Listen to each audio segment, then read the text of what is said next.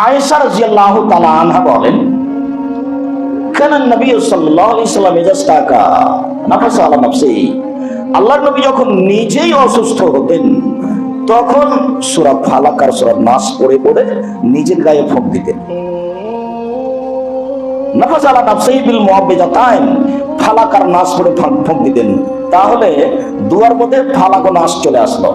এক নম্বরে থাকলো লাবাস তাহুরুন ইনশাআল্লাহ, দুই নম্বরে থাকলো আজিবিল বাস রাব্বান নাস আসবান তাসাফিলা সাফাইলা সাফাওয়া সাফাইলা কামা, তিন নম্বরে থাকলো বিসমিল্লাহির তুরবাতু আরজেনা বিরিকাতে বাজেনা লিসফা সাকিমুনা বিজনে রব্বিনা, চার নম্বরে থাকলো ফালাক আর নাস।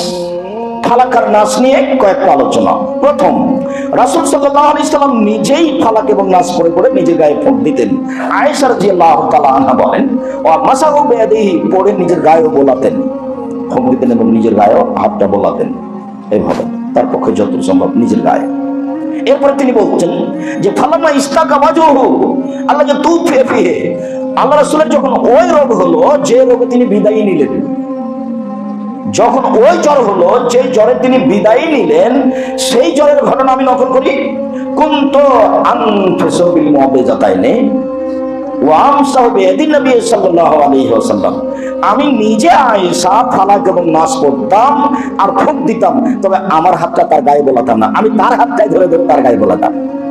তার মানে এটা তার বরকত বেশি মনে করতেন, যে আমার হাতটা বোলাবো দেখি, রাসূলের হাতটাই ধরে ধরে তার গায়ে বোলাই। কি বোঝা গেল না কথা? বলা আমি আর আপনি ফালাক এবং নাস পড়ার সময় নিজের গায়ে নিজের হাত বোলাবো, এই কথাই ঠিক।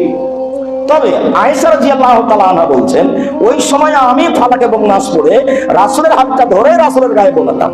এটা তিনি মনে করতেন যে এটা বরকত বেশি, তার হাত দিয়ে তার গাওটা বোলাই, তাহলে তো